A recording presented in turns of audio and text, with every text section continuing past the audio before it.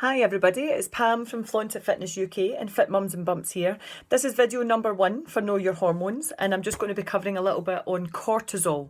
So I chose this hormone to cover first because cortisol is known as a stress hormone, and this hormone impacts all your other hormones, so everything. So this is part of the first part of Know Your Hormones. We covered each of each kind of 6 main hormones, and this is what I just want to recap on you so that you remember what they all do, their function, and why they're all important. So your cortisol, or your stress hormone, is released. I'm looking at my presentation here so that it all links up if you're reading it at the same time.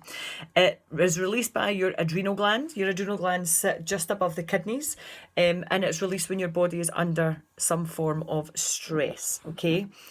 When your body reacts to a stressful situation, it's designed to give us what we call a fight or a flight response, which you may have heard of. So if you're in a stressful situation, for example, you are a caveman or cavewoman and you're being chased by a saber-toothed tiger. That is quite a stressful situation. So your cortisol levels and adrenaline levels, your cortisol levels, rise up. That gives you the ability to either fight, stand and fight your ground, or flight, get the flight out of there. Yeah, so that's what cortisol is designed to do, give you the ability to quickly get out the way, or give you the strength, the agility and stuff to actually fight and stay and fight your ground. What happens is that adrenaline is elevated, and then the adrenaline level starts to lower down, but the cortisol level stays quite high, and that can stay quite high for a prolonged period of time, okay? That is when it starts to disrupt your hormones and disrupt your other bodily functions, when it stays elevated for a wee bit too long. When it is high, we experience things like tiredness or fatigue, brain fog, you're moody, your mood swings up and down, and you can't, there's no rhyme or reason to why you've just flown off a handle. Symptoms of PMS, more body fat storage around your tummy area. You crave certain foods. You maybe suffer from anxiety. It can affect infertility, and you get that kind of feeling where you're really tired but you're wired. So you're trying to get to sleep at night, but your brain is going and going and going and going. That is generally as a result of your cortisol levels being quite high. Now, when we talk about stress, it's not necessarily that stressful situation. So yeah, that'd be quite stressful with a saber-toothed tiger, but your body or your brain doesn't distinguish between if you're being chased by a saber-toothed tiger or if you're stuck in traffic on your way to work. Both of them are stressful situations. Your body kind of doesn't realise that the stress on the way to work thing is just a bit of stress. The saber-toothed tiger is very important because it's a life or death situation. That's the difficulty, because then your adrenal glands still release that cortisol. They still release it no matter what the stressful situation is. So it can't decipher what is life or death and what is just a wee bit of stress, getting to work, getting the kids out the house, various things like that we find just stressful throughout our day.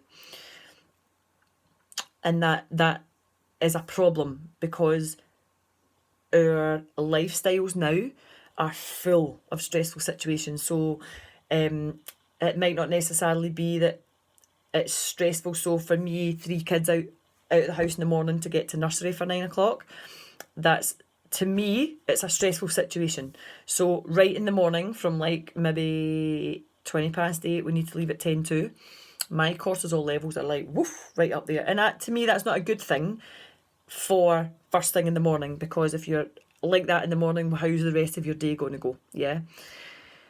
So when you have that, and then when you maybe have other stressful situations during the day, or not necessarily being stressed, if you think, well, no, I don't have a lot of stress in my life, but are you constantly on the go all the time? So drop off at nursery, go to toddler group, pick up some foods at the shops, come back, baby or child has a nap, while they're doing that, you get the washing in, you get the washing out, you get the dinner made for that night, you get the hoovering done, you get your windows cleaned, you do this, you do that, you go and pick up from nursery or school, go to drop off at their swimming club, have to sit because it's swimming, so you need to wait there.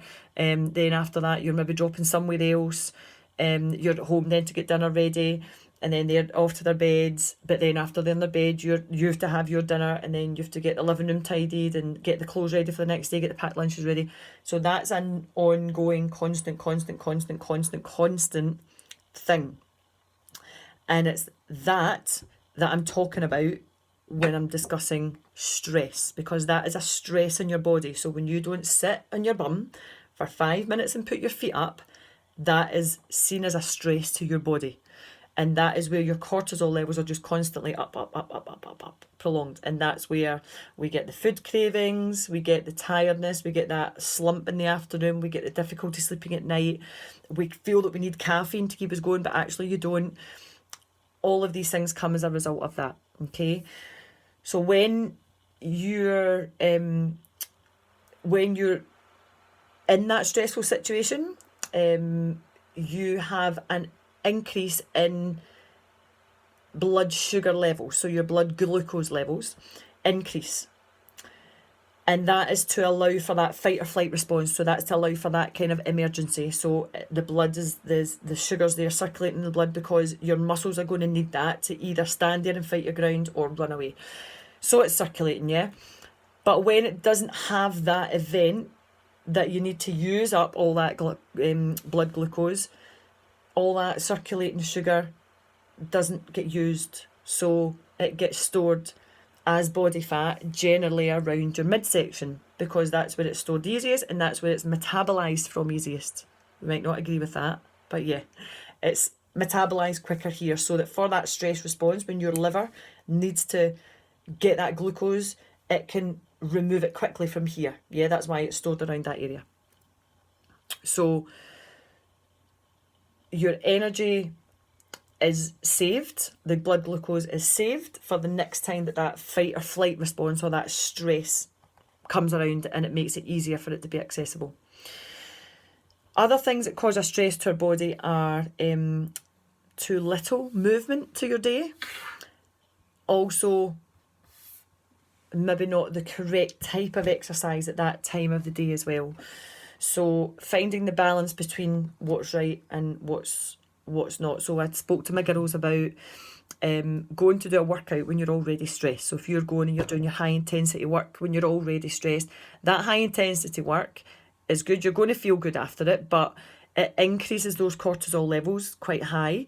And if they're already high, because you've been stuck in traffic getting to the gym or getting to your class, you've had to drop the kids here and there, it's just been a stressful day. If you have those cortisol levels up there already, for you to then exercise and build on that even more probably isn't the best idea. So those are the times that you maybe want to choose some exercises that are a wee bit more gentle, a wee bit more kind of lets you just have a wee bit of time out, lets you think. So yoga, Pilates, any kind of meditation, mindfulness type stuff, as opposed to just going full pelt hard ass at it.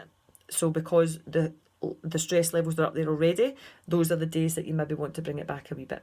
Okay, so perfecting, that takes a bit of trial and error, that takes time to figure that out. Being in tune with your body, that's important.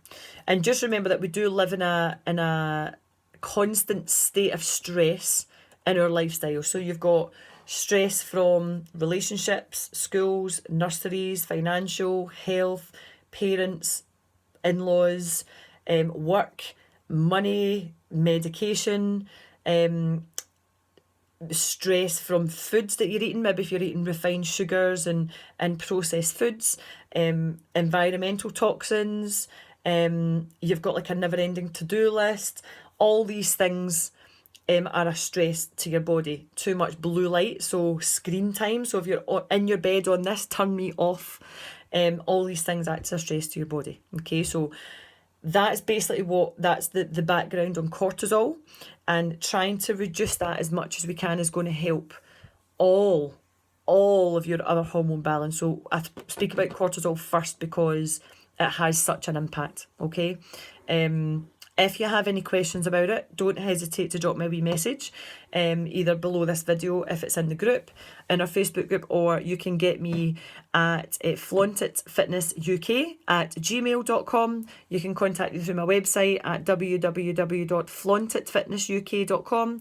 I'm on Facebook and Instagram as Flaunt It Fitness UK, as well as Fit Mums and Bumps for all my pregnancy and postnatal information, which is on Facebook. So if you want to contact me there, then please do. I'll be happy to respond to any questions that you've got at all. Okay, thank you for watching and listening, and I'll speak to you soon. Bye bye.